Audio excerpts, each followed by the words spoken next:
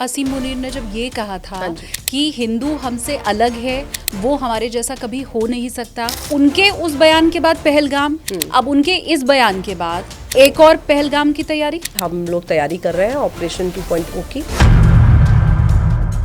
असीम मुनीर का जो हालिया बयान है जिसमें उन्होंने ये कहा है कि भारत जिसे आतंकवाद कहता है वो वास्तव में स्वतंत्रता के लिए एक वैध और कानूनी प्रक्रिया है। तो फिर जो उनका इंटरनल अनरेस्ट जो बालूचिस्तान में चल रहा है, तो उनके हिसाब से फिर वो भी उनके फ्रीडम फाइटर्स हुए। फ्रीडम फाइटर कभी भी निहत्थे लोगों को टारगेट नहीं करता। जो पहलगाम में हमला हुआ और वो भी धर्म पूछ के हमला हुआ, दोज वर टेररिस्ट, उनको हम टेररिस्ट बोलते हैं। पाकिस्तान की तरफ से जिस तरह से इंटरनेशनल लेवल पर इस मामले को उठाने की कोशिश की गई है, तो वो तो इसका अंतर्राष्ट्रीयकरण चाहते हैं। बिल्कुल। तो क्या ये भी उकसाने के लिए है? ये टेररिस्ट को नहीं उकसा रहा है। बिजली वहाँ है नहीं, खाना वहाँ है नहीं, पानी हमने उनका रोक लिया। सिर्फ ये मोटिवेशनल स्पीचेस के अलावा बचा ही क्या दे सकता है वो अपनी जनता को? यूएनएससी की अध्यक्षता पाकिस्तान को मिल गई है। एक देश जो टेररिज्म को जन्म देता है और फिर काउंटर टेररिज्म कमेटी में भी बैठता है, तो पुलिस भी मैं और चोर भी मैं। वो समय या वो स्थिति या वो दिन अब आ गया है कि पाकिस्तान समझ चुका है, वो तैयारी नहीं कर रहा है, आतंकवाद नहीं फैलाएगा। बिल्कुल नहीं। हमारे यहाँ भी कुछ लोग कह रहे हैं कि ये ताकत तुम बढ़ा के करोगे क्या जब तुम जंग लड़ने जाते हो और रफाल तुम्हारा गिर जाता है। क्या पाकिस्तान पर भारत अटैक करने वाला है? अब तमाचा नहीं, सीधा you will get a punch. Hello everyone, अपनी कुर्सी की पेटी बांध लीजिए क्योंकि आप देखना शुरू कर चुके हैं take off with SKT. SKT यानी कि मैं शालिनी कपूर तिवारी। भारत पाकिस्तान युद्ध एक बार फिर से होने वाला है। पहलगाम जैसी घटना बहुत जल्द आपको एक बार फिर से दिखाई दे अगर, तो अचरज की या चौंकने वाली बात नहीं है। पाकिस्तान कभी नहीं सुधर सकता, ये तो हम सब जानते ही हैं। लेकिन अभी मौजूदा वक्त में एक बार फिर से किसी बड़ी आतंकी घटना की साजिश पाकिस्तान के दिमाग में चल रही है। ये कैसे होगा और इसके पीछे क्या संकेत मिल रहे हैं, इन सभी बातों को आज इस पॉडकास्ट में हम डिकोड करने वाले हैं। असीम मुनीर कैसे एक बार फिर से भड़का रहे हैं पाकिस्तानियों को, कश्मीरियों को, आतंकियों को। वो आतंकी जो पाले तो उन्हीं के हैं, लेकिन यहाँ भारत में आकर, घाटी में आकर अशांति फैलाने की कोशिश करते हैं।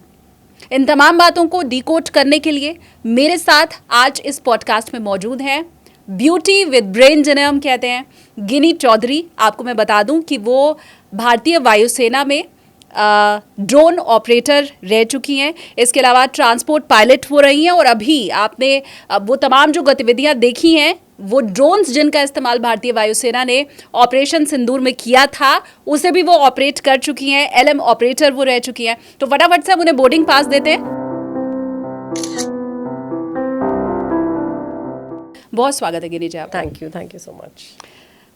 सीधे अगर मैं इस बात के ऊपर ही आ जाऊं कि पाकिस्तान का जो दिमाग है वो एक बार फिर से भारत में अशांति फैलाने की कोशिश कर रहा है।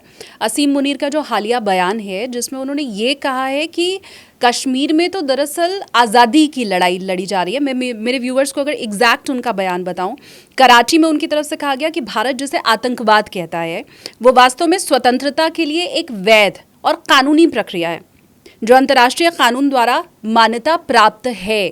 मतलब ये जो कुछ भी हो रहा है वो सीधे सीधे आज़ादी से जोड़ दिया उन्होंने कश्मीर की। तो इस पर आपका क्या स्टेक है? देखिए शालिनी, जब भी ऐसा कोई जियो पॉलिटिकल मैटर होता है या कोई स्टेटमेंट कोई किसी देश का नेता देता है, वो जो स्टेटमेंट्स होती हैं वो जो नैरेटिव बोल लीजिए, जो नैरेटिव होता है वो किसी पर्सपेक्टिव के बेसिस पे होता है और जो पर्सपेक्टिव होता है वो फैक्ट्स के बेसिस पे होता है। तो अगर आप देखेंगे, पाकिस्तान ने हमेशा ट्विस्टेड फैक्ट्स या हाफ बेक्ड फैक्ट्स जिनको बोल सकते हैं, उनका हमेशा सहारा लिया अपना नैरेटिव बनाने के लिए। तो फैक्ट्स तो उनके पास कुछ है नहीं।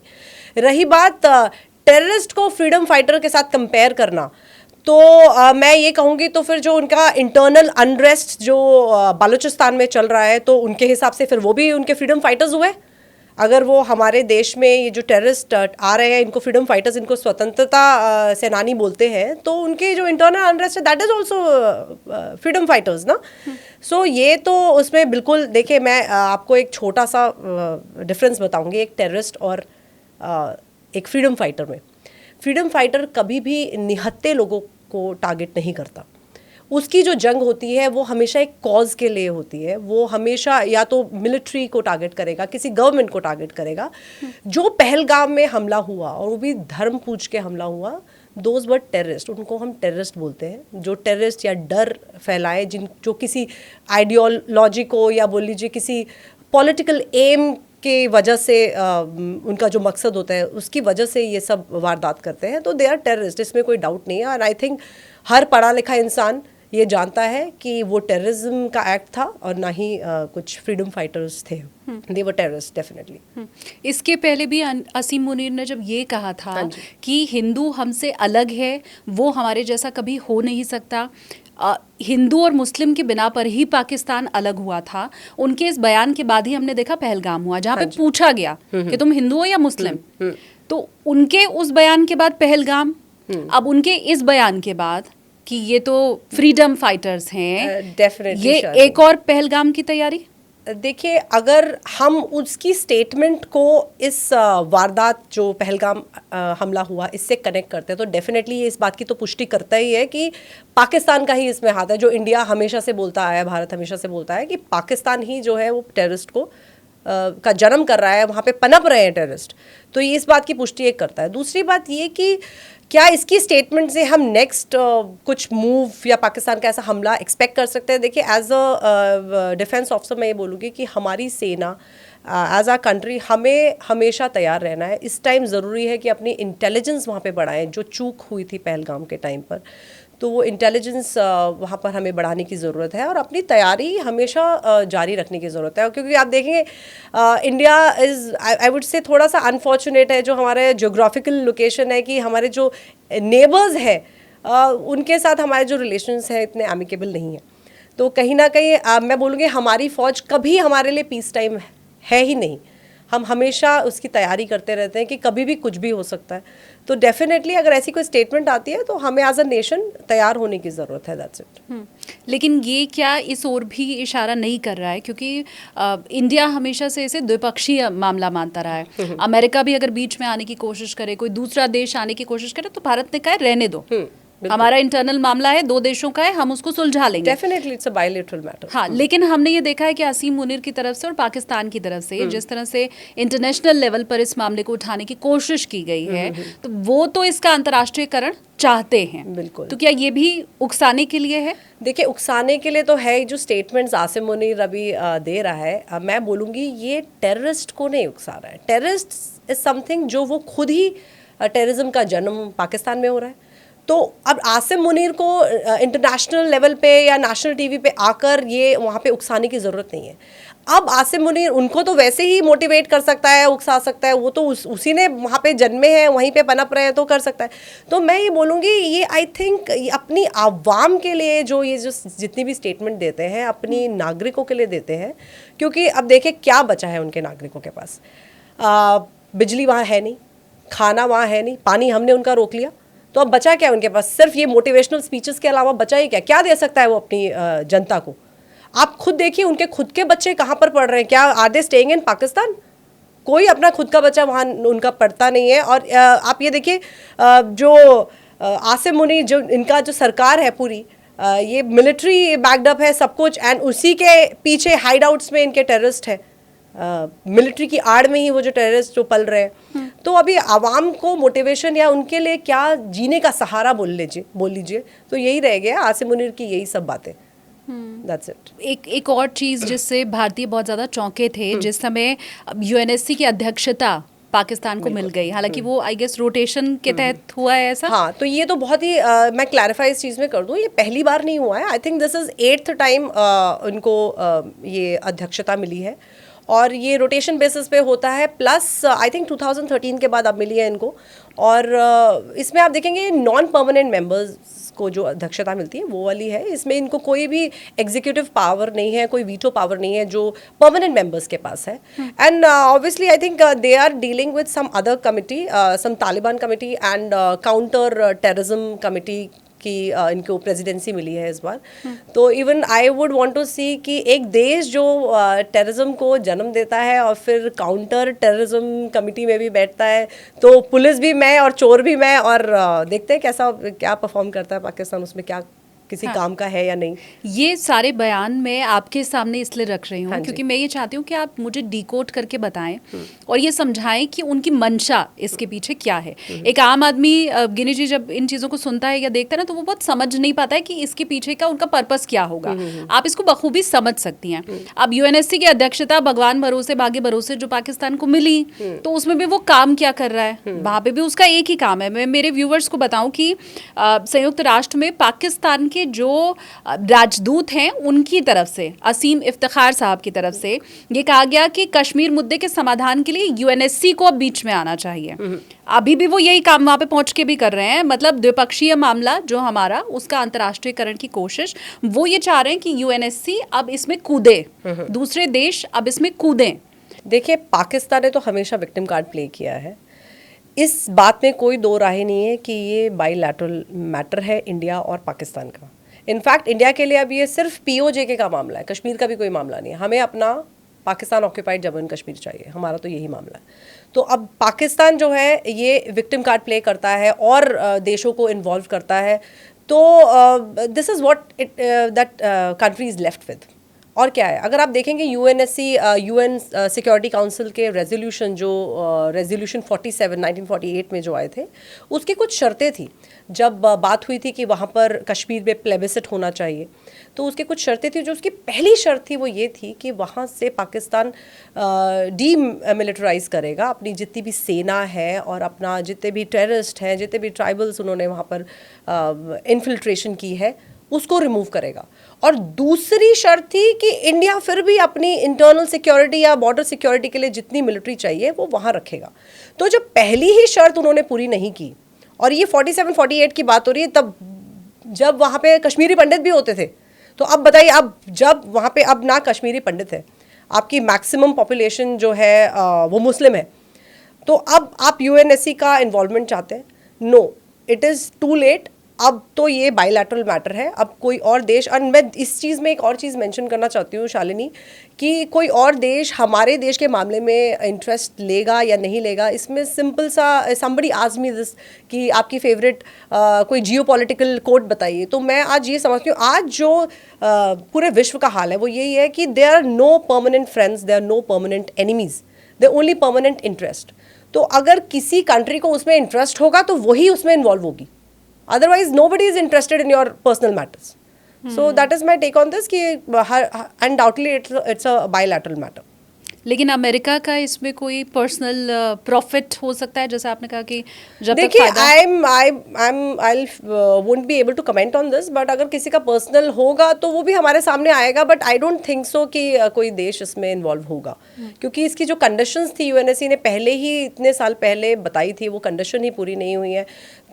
तो I don't think so that कोई और कंट्रीज में इन्वॉल्व होगी। भारत पाकिस्तान की पिछली जंग जितनी रही है, हम चाहे इस बार के ऑपरेशन सिंदूर की बात करें, तो आपको कभी ऐसा लगा, क्योंकि हर बार पाकिस्तान एक वार करता है और हम उसको बखूबी मजा चखाते हैं और फिर हम ये सोचते हैं कि हमने उसको जवाब दे दिया है, अब उसको समझ आ जाना चाहिए, और वैसे भी पाकिस्तान भारत से कभी लड़ नहीं सकता है, किसी भी स्थिति में नहीं लड़ सकता है। तो आपको क्या लगता है कि वो समय या वो स्थिति या वो दिन अब आ गया है कि पाकिस्तान समझ चुका है, वो तैयारी नहीं कर रहा है, आतंकवाद नहीं फैलाएगा? नहीं, बिल्कुल नहीं। आई थिंक एज अ फौजी, हमारी फ़ौज बहुत अच्छे से जानते हैं, हम अपने दोस्तों को नहीं पर अपने दुश्मनों को बहुत अच्छे से जानते हैं। पाकिस्तान बाज नहीं आएगा, पाकिस्तान ये सब करेगा and we are prepared for that, बस। तो दैट इज़ अ स्टेट, हम लोग तैयारी कर रहे हैं ऑपरेशन 2.0 की, एंड लेट्स सी अब होता है क्या। हम लोग तैयारी कर रहे हैं ऑपरेशन 2.0 की। इसके ऊपर मैं आपसे थोड़ा और डिटेल में समझना चाहूँगी, क्योंकि जो मेरे पास अभी खबर है, जो मीडिया में सारी खबरें तैर रही हैं, वो यही है कि हम बहुत से मेड इन इंडिया हथियार इस वक्त बना रहे हैं। हमने वेपन और शिप वो तैयार करने की ठान ली है जो मेड इन इंडिया रहने भी वाले हैं, और इनसे न सिर्फ पाकिस्तान, आपने अभी कहा ना, हम अपने दुश्मन को बखूबी जानते हैं, तो चाइना और बाकी जो रेंज हमारी है वो बहुत आगे तक की है पाकिस्तान से भी। तो थोड़ा इसको अगर आप डिटेल में समझाएं।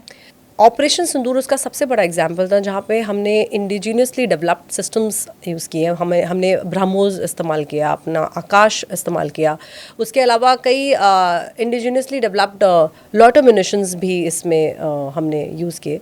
तो कहीं ना कहीं एक मैं बोल सकती हूँ किसी भी देश को डिप्लोमेसी सक्सेसफुल होने के लिए एक बहुत ही स्ट्रॉन्ग मिलिट्री चाहिए। और वो स्ट्रॉन्ग मिलिट्री कैसे होगी? जब आप किसी और पे डिपेंडेंट नहीं होंगे और अपने खुद के ही हथियार, खुद का ही जो सिस्टम है, अपने हथियार खुद बनाएंगे। तो यस, डेफिनेटली इंडिया आत्मनिर्भरता पे काम कर रहा है और बहुत सारे प्रोजेक्ट्स इन लाइन हैं। अगर आप देखेंगे 5th जनरेशन फाइटर एयरक्राफ्ट भी अब इंडिया अपना बना रहा है, जिसको AMCA बोल रहे हैं।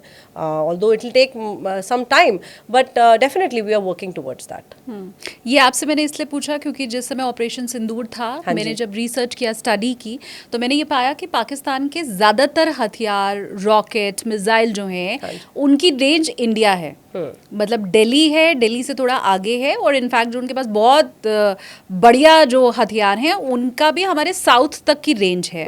लेकिन इंडिया के पास जो हथियार हैं उनकी रेंज सिर्फ पाकिस्तान नहीं है, उनकी रेंज पाकिस्तान से बहुत आगे। तो मतलब हम तो तैयारी बहुत आगे की कर रहे हैं, हमारा निशाना पाकिस्तान नहीं है। वो indigenously developed system, I would से अग्नि, अगर आप देखेंगे हमारे ICBM है, इंटरकॉन्टिनेंटल बैलिस्टिक मिसाइल, उसकी range I think, if I am not wrong, 5000 से आगे जाती है। सो 5000 किलोमीटर्स। सो यस, इंडिया, और ये अभी नहीं, अग्नि आज नहीं बनी है, बहुत साल पहले का प्रोजेक्ट है, जब APJ अब्दुल कलाम हमारे प्रेसिडेंट थे, उनका इनिशिएटिव है ये सब। तो definitely we are working towards it. And Pakistan जो यूज़ कर रहा है, आप देखेंगे तो Pakistan is using Chinese equipments. और मैं कहूँगी ऑपरेशन सिंदूर ऐसा मोमेंट रहा है जहाँ पे चाइनीज़ ने कहीं ना कहीं अपने एक्सपेरिमेंट किया है अपने इंस्ट्रूमेंट, अपने सिस्टम्स का, और वो एक्सपेरिमेंट फेल हुआ है। तो अब देख लीजिए, क्योंकि मैं हमेशा कहती हूँ चाइनीज़ जो है वो कभी भी पाकिस्तान को गुड क्वालिटी प्रोडक्ट देगा ही नहीं, हमेशा एक्सपोर्टेड वर्जन देगा, बैड क्वालिटी प्रोडक्ट देगा। That Pakistan has to understand ना। जो हम चाइना के माल की बात करते हैं कि सुबह से शाम तक भी नहीं चलता है, वो वैसा वाला माल पाकिस्तान को देता है, वो भी डिफेंस के मामले में। अपने लिए अच्छा रखेगा ना, चाइना को अपने लिए अच्छा रखेगा, पाकिस्तान को क्यों? मतलब ऑब्वियसली आप खुद सोच के देखिए। So that is there. वो ये तो हमने ऑपरेशन सिंदूर में देख ही लिया था, बाय द वे। तो मुझे लगता है पाकिस्तानियों तक ये बात पहुंचनी चाहिए कि तुम एक्सपायर्ड वर्जन और सबसे खराब क्वालिटी का जो हथियार है उससे भारत से जीतना चाहते हो। So I think it is now time कि हर देश अपने देश में ही कुछ बनाए, जिस तरह से इंडिया इंडिजिनियसली उस राह पे चल रहा है। तो ये बहुत ज़रूरी हो गया है, क्योंकि आजकल देखिए कितने कॉन्फ्लिक्ट्स हैं, इजराइल ईरान चल रहा है, रशिया यूक्रेन, कुछ ना कुछ हर देशों के बीच में चल रहा है। तो वो अपनी बचाएंगे या दूसरे देश को एक्सपोर्ट करेंगे? सो दैट इज आपका ये जो अभी का जवाब है, ये तो उस बात से मैच करता हुआ मुझे मिल गया गिनी जी, जिसमें हमारे जो उप सेना प्रमुख हैं राहुल R सिंह, हाँ जी, उनकी तरफ से ये कहा गया कि हमने सिर्फ पाकिस्तान को नहीं हराया है, उन्होंने ये कहा है कि 3 देशों को हमने हराया और उसमें चाइना का नाम है। और वही बात तो अभी आपने कह दी कि चाइना के जो हथियार थे वो कैसे विफल हुए, और उसको ये समझ आ गया कि उसने क्या बनाया है। तो आपकी बात और उनकी बात तो मैच करती हुई दिख रही है। देखिए, but at the same time India as a country, अपने दुश्मनों को हम फिर भी कमज़ोर नहीं समझ सकते, क्योंकि अगर हम कमज़ोर समझेंगे तो फिर जंग ही नहीं हुई ना, फिर तो हम किस चीज़ के लिए प्रिपेयर कर रहे हैं? डेफिनेटली हम कैपेबिलिटी के टर्म्स में पाकिस्तान से बहुत आगे हैं। तो अगर हम ऑपरेशन की बात करें कि अभी भी जारी है, तो अगर हम level, Pakistan was at level 1 और हम लेवल 2 पे थे, तो पाकिस्तान अब लेवल 2 से ऊपर जाने की तैयारी करेगा। तो हमें 3 नहीं, अब हमें 4 या 5 लेवल पे पहुंचना है, तो हमें इतना सोचना पड़ेगा। तो एंड अगर चाइना की बात करें तो चाइना देखिए कैपेबिलिटी के मामले में कहीं ना कहीं एट पार है हमारे, और कुछ जगहों पे हमसे आगे भी है। तो एज अ कंट्री हमें ये सोचना है कि हमें, because if it in case it's to front, तो हमें क्या करना होगा। तो नॉनदलेस वैसे right now we are focusing on Pakistan, because वही हमारा एक ऐसा दुश्मन मैं बोल सकती हूँ जो कभी बाज नहीं आता, तो हम उसी पे अभी फोकस करेंगे। यस, ये आपने जो अभी कहा गिनी जी कि वो 3 पे आ चुका है, तो अब हमें 4 और 5 की तैयारी करनी है।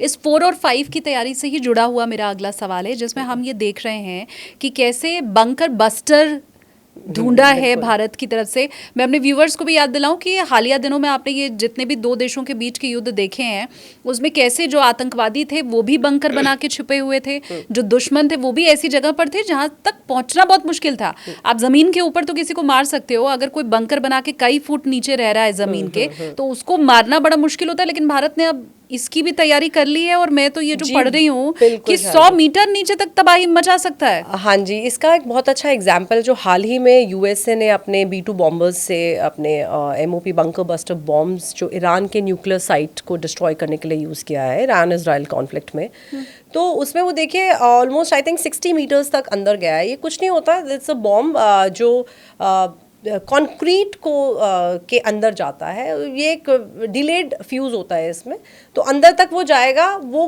कुछ टाइम के बाद जैसे कि जितनी भी उसकी रेंज है, अगर 80 से 100 मीटर अंदर जाएगा तब जाके डेटोनेट होगा, तब जाके फटेगा। फॉर आप बोल लीजिए टारगेट्स लाइक कोई न्यूक्लियर स्टोरेज होता है, कोई टेररिस्ट टारगेट है जो अंदर बंकर बना के बैठे हैं, तो उन सब टारगेट्स को डिस्ट्रॉय करने के लिए ये बंकर बस्टर बॉम्ब्स यूज़ होते हैं। And India is definitely working on it. हमारी अग्नि 5 का जो नया वेरिएशन है, we are working on it. हम उसको bunker buster with almost I think 8000 kg का वॉरहेड, 8 टन के kg का वॉरहेड है वो, जो जैसा आपने बताया 80 टू 100 मीटर्स तक अंदर जाकर वो डिस्ट्रॉय कर सकता है टारगेट को। So definitely we are working on it. तो वो वेरिएंट अग्नि 5 का बन रहा है अभी। और ये सारी तैयारी इसलिए ताकि पाकिस्तान के जो आतंकी हैं वो अगर जमीन के अंदर भी छुप करके बैठे हैं तो उन्हें भी मारा जा सके। बिल्कुल, आपका बहुत अच्छा सवाल है। ये हम तैयारी क्यों करते हैं? इंडिया तो हमेशा से पहला वार नहीं करता है ना, नो फर्स्ट यूज़ है हमारी तो पॉलिसी है।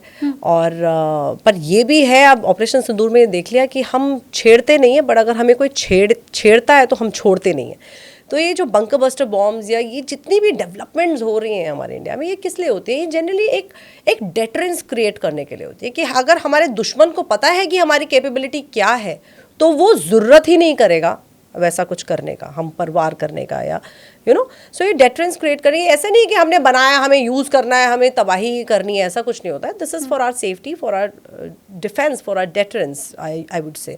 तो इन सब चीज़ों के लिए अपनी, बिकॉज जैसे मैंने बोला कि अपनी डिप्लोमेसी अगर स्ट्रॉन्ग करनी है तो हमें मिलिट्री स्ट्रॉन्ग करनी है, डिप्लोमेसी सक्सेसफुल करनी है तो मिलिट्री स्ट्रॉन्ग करनी है। तो मिलिट्री स्ट्रॉन्ग ऐसे ही होगी, खुद डेवलप करके। लेकिन जमीन के भीतर छुपकर हाँ जी, तो ज्यादातर आतंकी रहते हैं। जब सेनाओं की लड़ाई होती है तो वो आमने सामने की होती है, जितना हमने सुना है। हाँ जी। हमने पीछे इजराइल की जंग में ये देखा कि जो आतंकी थे वो कैसे बंकर बना के रह रहे थे, कैसे पूरी सुरंग का एक शहर बना हुआ था।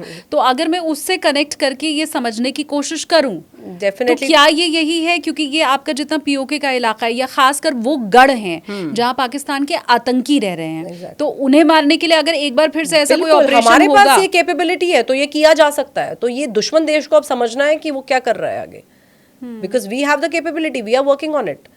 तो वही डेटरेंस भी क्रिएट करता है। और कहीं ना कहीं अगर ऐसी सिचुएशन आई है तो यूज होंगे हमारे ये सारे इक्विपमेंट्स और सारे बॉम्ब्स डेफिनेटली। मैं थोड़ा ये भी समझना चाह रही हूँ, मैं इतनी देर से भी जब आपसे बात कर रही हूँ तो आप बार बार फौज शब्द का इस्तेमाल कर रही हैं, फौजी शब्द का इस्तेमाल कर रही है। और बीते कई सालों में हमने ये देखा भी है कि हमारी कैसे तीनों सेनाएं अब मिलके काम करती हैं। ऑपरेशन सिंदूर में हो सकता है मेरे बहुत सारे ऐसे व्यूअर्स होंगे जिनके दिमाग में ये चल रहा होगा कि वायुसेना ने तो काम किया, लेकिन जो हमारी समुद्र वाले जितने सैनिक थे उन्होंने क्या किया? हम क्यों ये कह रहे हैं कि ये जो तीनों सेनाएं हैं ये इनका जॉइंट ऑपरेशन था? तो थोड़ा अगर आप इसको समझाइए। देखिए, जॉइंट ऑपरेशन ऐसे था कि आज एयरफोर्स के पास जो इक्विपमेंट्स और सिस्टम्स हैं वही सिस्टम्स नेवी और आर्मी के पास भी है। अगर आप देखेंगे अब सिर्फ पायलट्स एयरफोर्स में नहीं होते, अभी आपके मिलिट्री, आपके आर्मी एविएटर्स भी हैं, आपके नेवल एविएटर्स भी हैं। तो दैट्स हाउ कि वो भी इस ऑपरेशन सिंदूर में साथ जुट होकर काम हुआ है। तो एयरफोर्स सिर्फ एयरफोर्स नहीं रह गई है, वो तीनों मिलके जो सेनाएं काम करती हैं। और अगर नेवी जिस दिन फुल ऑन अपने रूप में आ गई तब तो फिर पाकिस्तान का खेल ही खत्म है। So let's hope for the best for them. हाँ, ये कितना मुश्किल रहता है अगर आप थोड़ा समझाएं, क्योंकि पिछली बार हमने देखा था जब हमने एयर स्ट्राइक की थी कि हम उनकी सरजमीन में घुसे थे और फिर हमने मारा था। इस बार हमने ये सुना कि हम तो उधर गए भी नहीं और इधर से ही हमने उधर मार दिया। और मैं ये पूरे दावे के साथ सोच सकती हूँ, कह सकती हूँ कि अब हम जब अगला बार करेंगे तो वो इससे भी ज्यादा और टेक्निकली स्ट्रांग रहने वाला है। तो वो कैसे होता है? डेफिनेटली शालिनी, हर कॉन्फ्लिक्ट पहले कॉन्फ्लिक्ट से डिफरेंट होता है, क्योंकि एक कॉन्फ्लिक्ट में आपने कुछ लेसन सीखे होते हैं, कुछ गलतियां की होती हैं, तो वो आप इम्प्रूव करके अगले कॉन्फ्लिक्ट में जाते हैं। और प्लस जैसे कि मैंने कहा कि जब भी ऐसे कोई छोटे मोटे कॉन्फ्लिक्ट हुए या किसी देशों में कुछ कॉन्फ्लिक्ट हो रहे हैं या कोई वॉर हो रही है जो ज़्यादा दिन नहीं चली, तो इसमें होता क्या है, आपको आपके एडवर्सरीज की कैपेबिलिटी पता चल गई। अब पाकिस्तान को हमारी कैपेबिलिटी, स्ट्रैटेजी पता चल गई, हमें उनकी पता चल गई। So now it's time to change it ना। तो अब ऑब्वियसली कि हम वही जिस स्ट्रैटेजी या जिस टैक्टिक्स से हम अभी लड़े थे ऑपरेशन सिंदूर में, हम फिर से वो नहीं करेंगे, क्योंकि नाउ हमारा हॉस्टाइल नेबर जानता है कि हम ये करने की क्षमता रखते हैं। तो डेफिनेटली हमारे कुछ ऐसी कैपेबिलिटीज़ सामने आएंगी अगले, अगर कभी होता है तो, जो उन्होंने नहीं देखी होंगी, तो हमें भी तभी पता चलेगा। एंड डेफिनेटली इस बार हमने ऑपरेशन सिंदूर में जो प्रिसिशन अटैक्स किए हैं, देखिए बिल्कुल कोलैटरल डैमेज नहीं हुआ है, और जो टारगेट था वही एकदम डिस्ट्रॉय हुआ। उनकी फोटोग्राफ्स भी हमें टाइम स्टैम्प के साथ देखने को मिली है, so which is very commendable, I would say. तो ये जो तैयारी है, मेरा बार बार सवाल, और मुझे लगता है न सिर्फ मेरा, पाकिस्तानियों का भी संदेह, हाँ जी, ये जरूर होगा कि साम दाम दंड भेद हर तरह से इतनी तैयारी भारत क्यों कर रहा है? क्या पाकिस्तान पर भारत अटैक करने वाला है?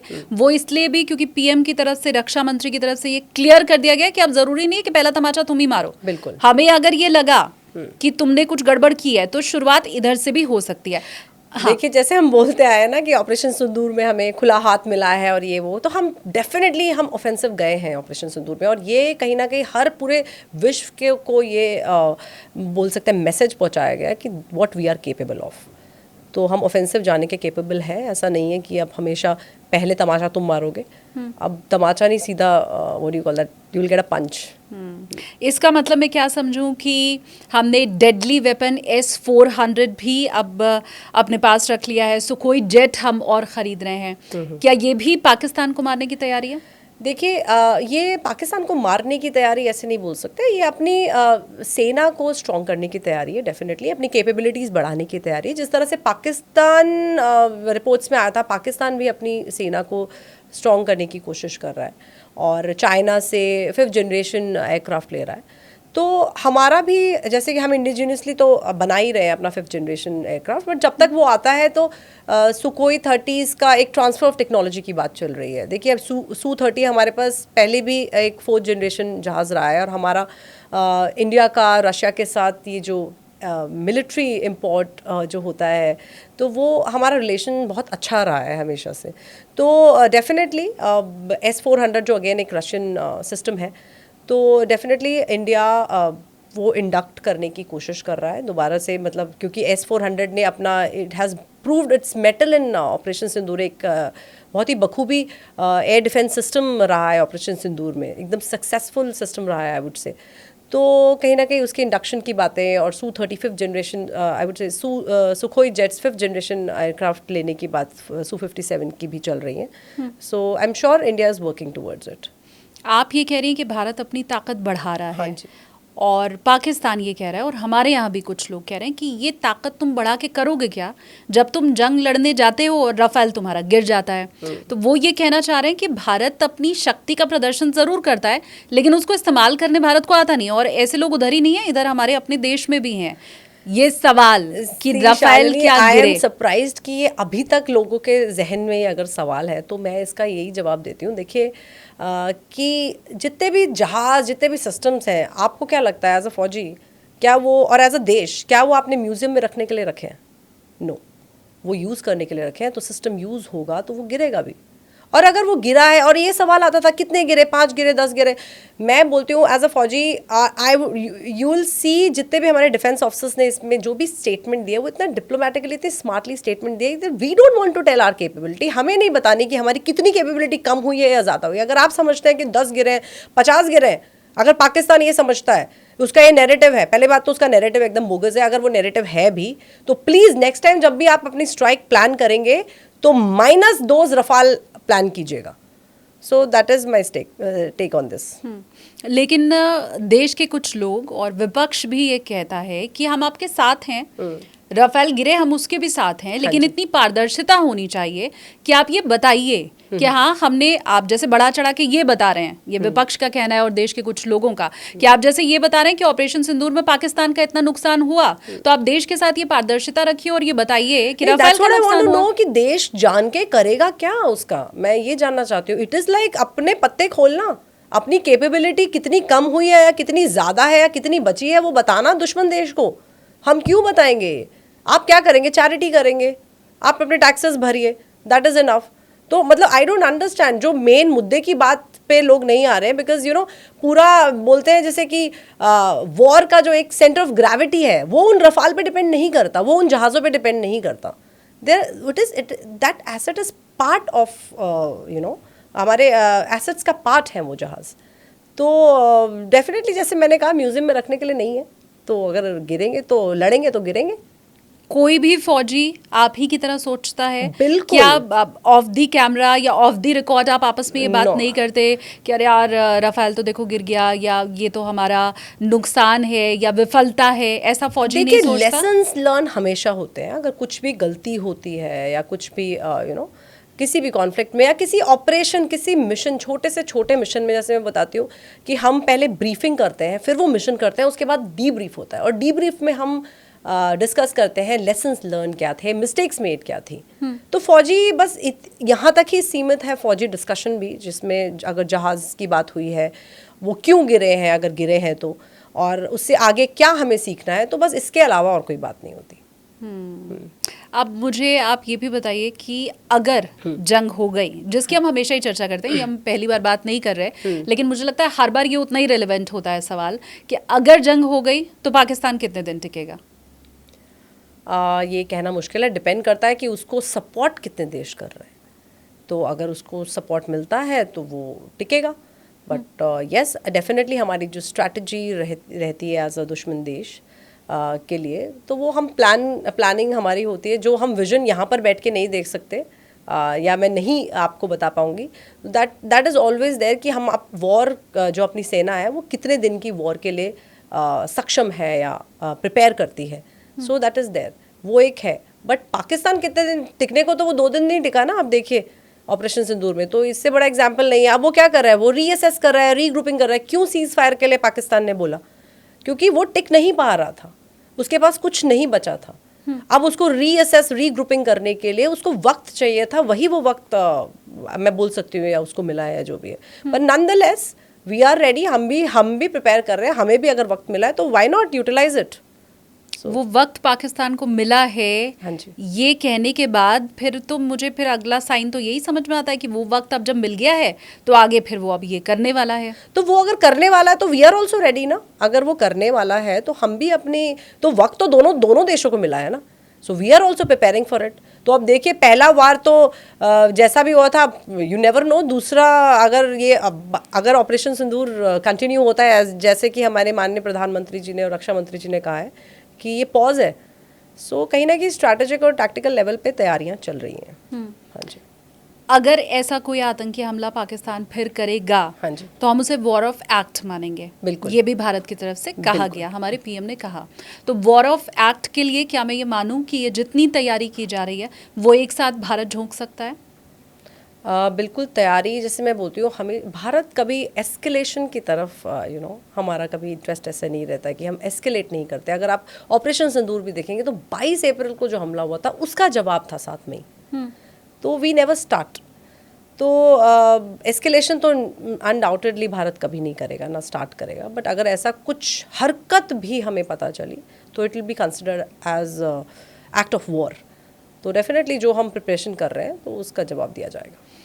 भारत के कितने राफेल गिरे और भारत को कितना नुकसान पहुंचा, जो लोग ये सवाल पूछते हैं वही लोग प्रधानमंत्री नरेंद्र मोदी और इंदिरा गांधी का कंपैरिजन भी करते हैं कि एक वो लीडर थी जिन्होंने पाकिस्तान के 2 टुकड़े करा दिए और एक आप हैं जो ट्रम्प के कहने पे पीछे हट गए।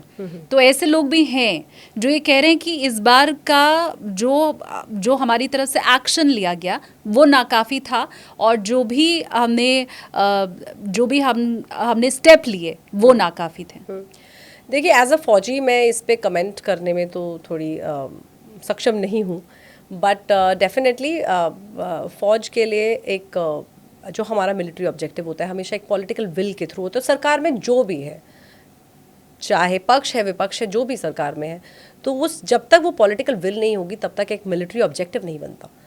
तो मैं बोल सकती हूँ फौज को हमेशा अपनी सरकार के साथ पैरेलल अलाइन होके चलना पड़ता है, तभी हम ऑब्जेक्टिव्स अपने अचीव कर पाते हैं। तो अब ट्रम्प ने क्या कहा, क्यों सीज फायर हुआ है, ये आई डोंट नो, डिस्कशन चलता रहता है ये तो न्यूज़ चैनल्स पे, but I won't be able to comment on this.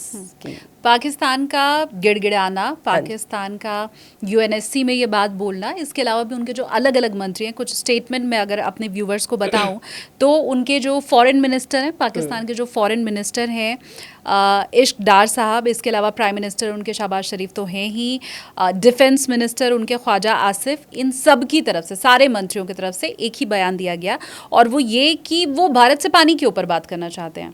एक तरफ तो प्रधानमंत्री ये कह रहे हैं कि खून और पानी एक साथ बह नहीं सकता है, दूसरी तरफ पाकिस्तान यूएनएससी में जाके अलग चिल्ला रहा है, सारे मंत्री अलग चिल्ला रहे हैं कि हमें पानी के ऊपर बात करनी है। तो क्या ये पाकिस्तान हर जगह हर फ्रंट पर गिड़गिड़ा रहा है? देखिए शालिनी, बिल्कुल ये गिड़गिड़ाता हुआ नजर आ रहा है पाकिस्तान, क्योंकि जैसे कि सीज फायर के लिए वो गिड़गिड़ाया था, तो अब पाकिस्तान को एक एक्सपेक्टेशन है कि अब उसकी बात सुनी जाएगी।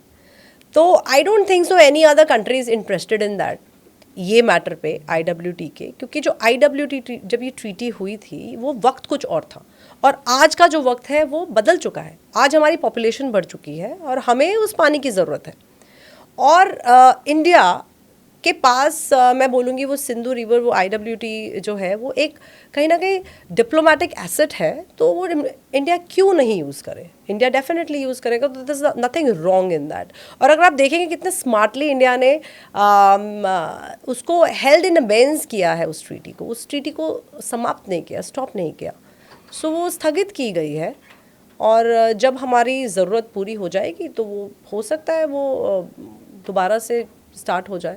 बट डेफिनेटली ये कहीं ना कहीं पाकिस्तान को तो फ़र्क पड़ेगा। देखिए उसका पूरा मैं बोलूँगी कल्टिवेशन, वहाँ से फार्मिंग उस सिंधु बेसिन पे डिपेंड करता है, तो पानी रुककर उनकी सूखा वहाँ पड़ सकता है, वहाँ पे इश्यूज तो डेफिनेटली आएंगे। जितनी अभी हमने चर्चा की और इतनी एक्सपर्ट जो आप बन पाई, देश जो आपके ऊपर इतना फ़ख्र कर रहा है, सोशल मीडिया पे इतनी आपकी तारीफ़ हो रही है, पाकिस्तान के मंसूबों को जो आप डिकोड कर पा रही हैं, ये आप तब कर पा रही हैं जब आप हमारी वायुसेना में पायलट बनी। लेकिन मैं ये सुन रही थी जब मैं आपके बारे में सर्च कर रही थी कि आप पहले पायलट नहीं बनना चाहती थी, आप मेरे फील्ड में आना चाहती थी, आप जर्नलिस्ट बनना चाहती थी। वो बड़ा नुकसान हो जाता देश का, लेकिन वो स्टोरी क्या है थोड़ा अगर आप वो बताइए। नहीं, बट आई थिंक नुकसान नहीं, अब I am trying to do that again. मैं दोबारा से आना चाह रही हूँ इस फील्ड में, बट देन नॉनदलेस यस, मेरा बिकॉज यू नो मुझे इंटरेक्ट करना लोगों से बहुत अच्छा लगता है, और मुझे आई वुड से जर्नलिज्म भी एक इस तरह का प्रोफेशन है जो कहीं ना कहीं आप सोसाइटी के लिए वैल्यू एडिशन करते हैं, इन्फॉर्मेशन पहुंचाते हैं, सच बोलते हैं। तो बस वही वैल्यू एडिशन जो मैंने एज अ फौजी की, वो मैं तब एज अ जर्नलिस्ट बन के करना चाहती थी। तो यस, दैट वाज इट। कुछ इसके लिए एग्जाम क्लियर किया था या no, I had one, but because of some family commitment I could not give that exam. मैंने फॉर्म्स वगैरह भरे थे और I wanted to get admission there, but नहीं हो पाया फॉर्चुनेटली। हाँ। तो अभी मैं I landed up in air force then. तो फैमिली क्या चाहती थी, आप जर्नलिस्ट बने या आप पायलट बने? मेरी फैमिली ने कभी मुझे प्रेशराइज एक्चुअली किया ही नहीं कि क्या बनना है क्या नहीं। तो अगर मेरी मॉम की सुनोगे तो वो तो ये चाहती है कि मैं प्रोफेसर बन जाऊँ और टीचर बन जाऊँ, लोगों को जाके पढ़ाऊँ। तो वो ऐसा हो नहीं पाया, क्योंकि मुझे हमेशा घर से बाहर निकल कर और यू नो कुछ एक डिफरेंस देखने को मिलता है ना दूसरों की लाइफ में, तो वो करने का बहुत मन था। तो इसलिए फिर मैंने सोचा कि मैं फौज ज्वाइन करूँगी। सिंस मेरे grandfather was in Delhi police, तो उनकी यूनिफॉर्म देख के भी बहुत ही अच्छा लगता था हमेशा, यू नो आकर्षित होती थी मैं यूनिफॉर्म देख के। तो मुझे लगता था कभी यूनिफॉर्म पहननी है, ये नहीं सोचा था कि कौन सी यूनिफॉर्म पहननी है, बट कोई यूनिफॉर्म तो पहननी है। बट ग्रेजुअली विद टाइम कहीं ना कहीं मेरे गोल्स अलाइन होते रहे। जैसी लाइफ में सिचुएशंस हुई, I remember watching the movie border, जहाँ पे लास्ट में एयरफोर्स आती है, तो उस दिन लगा कि ऐसा कुछ करना है। तो and flight, yes, because my sister was flying, तो कहीं ना कहीं सब अलाइन होके मुझे लगा कि मैं फ़ौज, और वो भी फ़ौज में पायलट बनना चाहती हूँ। और ये जितनी इंटरेस्टिंग स्टोरी है गिनी की, उतनी इंटरेस्टिंग लव लाइफ भी है, right? I don't know, yes, interesting. हाँ, ये कैसे हुआ थोड़ा? इंटरेस्टिंग तो नहीं बोल सकते, बट हाँ थोड़ी हटके है, क्योंकि I met my husband flying करते वक्त हम मिले। तो he was a fighter pilot and then he converted to, since मैं ट्रांसपोर्ट जहाज़ उड़ा रही थी, उन्होंने ट्रांसपोर्ट्स में कन्वर्ट किया, वो ट्रांसपोर्ट जहाज़ फ्लाई कर रहे थे। तो हमारी कमांडिंग ऑफिसर के साथ एक सॉर्टी, जिसको बोलते हैं फ्लाइंग चल रही थी। So he was sitting on the captain seat और हम लोग खड़े थे पीछे, और मैंने उनकी फ्लाइंग देखी। बहुत ही मैं बोलूँगी स्ट्रेट एंड लेवल, और बिल्कुल जो इंस्ट्रूमेंट्स थे टकाटक, कोई इधर से उधर नहीं मूव हो रहा था। तो उनकी फ्लाइंग देख के मैं बहुत ही इम्प्रेस हो गई, एंड इवेंचुअली फिर हमारी बात हुई, और फिर now I am married with 2 kids. तो कोई घर में कोई प्रॉब्लम रही हो या मना किया हो, कोई स्ट्रगल करना पड़ा हो उसके लिए? अब मैं वही बताना चाहती हूँ। देखिए, see I belong to a Jat family, हाँ, और जाटों में थोड़ा सा रहता है कि जाटों में ही शादी करो और ऐसा करो। बट मेरे साथ सिंस मैं फ़ौज में आ गई थी, फ़ौज में तो हमारे लिए जाति तो बहुत दूर की बात है, हम धर्म भी हम नहीं मानते। तो मुझे लगा ये तो नॉर्मल सी चीज़ है कि ठीक है, मैं लड़का अब मेरे ही उसमें काम करता है प्रोफेशन में, तो सब लोग मान जाएंगे। तो बट नहीं, उनको थोड़ा सा हुआ था, बट फिर मान गए, उनको मनाना पड़ा। Since my husband is a Marathi, he is from Bombay, Mumbai, तो थोड़ा सा मनाना पड़ा, बट वो मान गए। आपको ही मनाना पड़ा, उनको नहीं मनाना पड़ा अपने घर में? आई डोंट थिंक सो, उनको इतनी मेहनत लगी, मुझे ज़्यादा लगी। थोड़े से जाट स्ट्रिंजेंट होते हैं। ओहो, तो अच्छा। मुझे ऐसा लगा कि मुझे ज़्यादा मेहनत करनी पड़ी, उनको नहीं। और बताओ, हम तो रोज़ रील देख रहे हैं और ऐसी खबरें सुन रहे हैं कि महाराष्ट्र में तो लोग कह रहे हैं कि मराठी में बोलो, तुम हिंदी में क्यों बात कर रहे हो, निकलो यहाँ से। तो yes, I have learn Marathi यार। मैं अपने बच्चों को लल्लाबाइज जो सुनाती हूँ मराठी में, but that is my interest. मुझे बहुत अच्छा लगा कि वो लैंग्वेज इतनी प्यारी है कि मैंने as a North Indian I have learn Marathi. माझा नाव गिनी आहे। How sweet. और मतलब वो मेहनत आगे भी जारी रही। ठीक है, इसके अलावा मुझे आप फटाफट से अब ये भी बता दें कि आपका जो इतना लंबा अनुभव रहा है, उसमें कोई बहुत इंटरेस्टिंग सा अगर किस्सा था? देखिए, किस्से तो ऐसे फ़ौज में बहुत सारे रहे हैं, और ज़्यादातर ना पोस्टिंग्स, जब आप हार्ड एरिया में पोस्टिंग्स काटते हैं तो वो जहन में हमेशा रह जाती हैं। तो इंटरेस्टिंग किस्सा, आप क्या फ्लाइंग का किस्सा जानना चाहते हैं? फ्लाइंग का, ओके, फ्लाइंग का मैं आपको बताती हूँ। सिंस एयरफोर्स में ना, बिकॉज हम हवा में होते हैं, तो हमारे पास ऑन ग्राउंड बताने के लिए किस्से थोड़े कम होते हैं, क्योंकि हमारे जो किस्से होते हैं वो हमारे और हमारे जहाज़ के बीच में ही रह जाते हैं। तो you actually can't tell people. तो एक किस्सा था, मैं जब अपने कश्मीर में एक बेस, वहाँ पे मैं पोस्टेड थी, तो हम अपना नॉर्मल रूटीन ISR मिशन जो है, हम एडवर्सरीज़ की तरफ, दुश्मन देश की तरफ इंटेलिजेंस गैदर करने के लिए देखते हैं, ऐसे वो दुश्मन देश भी हमारी तरफ करता है। तो वो रूटीन सॉर्टी थी, वो हम कर रहे थे। तो सडनली मेरे शेल्टर में, it was a drone sortie, drone flying चल रही थी, और मेरे शेल्टर में नॉक होता है, और मैंने जब दरवाज़ा खोला तो देखा वहाँ पे एक आदमी खड़ा है, और क्योंकि he was an army officer, but you couldn't make out, क्योंकि उन्होंने यूनिफॉर्म नहीं पहनी थी, दाढ़ी बड़ी थी, और वो लोकलाइट्स की तरह वहाँ पे रहते हैं। तो फिर उनसे मेरी मुलाकात हुई, तो उन्होंने बोला कि ma'am, I am major so and so, and हमें आपकी मदद चाहिए। तो हमें लगा हम क्या मदद कर सकते हैं। तो हमें पता चला कि वहीं पास ही के गाँव में एक ऑपरेशन चल रहा था, एक टेररिस्ट को न्यूट्रलाइज करने की कोशिश चल रही थी, और वो किसी घर में छुपा था। तो जैसे कि आर्मी का, हमारे फौज का हमेशा सेम रहता है कि सिविलियंस को कोई नुकसान नहीं होना चाहिए। So they wanted our support as a aerial view, बोल सकते हैं। जो GDCC एक ग्राउंड डेटा कंट्रोल सेंटर नीचे है, तो हम उसको असिस्ट करते हैं एरियल व्यू देकर कि वहाँ पर सिविलियंस हैं, उन्हें वहाँ से बाहर निकालिए, और वहाँ पे टेररिस्ट छुपा है, आपको लेफ्ट जाना है, राइट जाना है। तो that's how we supported that army की पूरी टीम को, और बहुत अच्छा लगा। ऐसा लगा कि जितनी अब तक मेहनत की है वो काम आई। तो definitely this was very interesting mission जो मैंने अपनी ज़िंदगी में किया एक। थैंक यू सो मच किनी जी, आपने इतना टाइम भी दिया और जैसा आपने बताया कि आप अभी भी वो जो जर्नलिस्ट बनने वाली जो जंग है वो उसमें कूद सकती हैं, कूदना चाहती हैं, दिल में वो अरमान अभी भी बाकी है। तो मेरी तरफ से बहुत सारी शुभकामनाएं आपको। आज you कुर्सी so के उस much. तरफ आप हैं, लेकिन इस तरफ आप आए और उधर कोई और नहीं, बैठे और आप मैं इंटरव्यूज ड्रोन्स में भी कुछ करना चाहती हूँ and I am currently working on a prototype building. I hope मैं अपने देश के लिए फिर से कुछ कंट्रीब्यूट कर पाऊंगी। So we working on some R&D project, so let's see क्या होता है उसका भी। बहुत सारी मेरी तरफ से शुभकामनाएं आपको। और फौजी से तो हम जब भी मिलते हैं या जब भी हम लैंडिंग कर रहे होते हैं, ये मेरा जो पूरा पॉडकास्ट है उसमें हम हमेशा टेक ऑफ और लैंडिंग की बात करते हैं, तो जाते जाते आपको जय हिंद। जय हिंद, थैंक यू।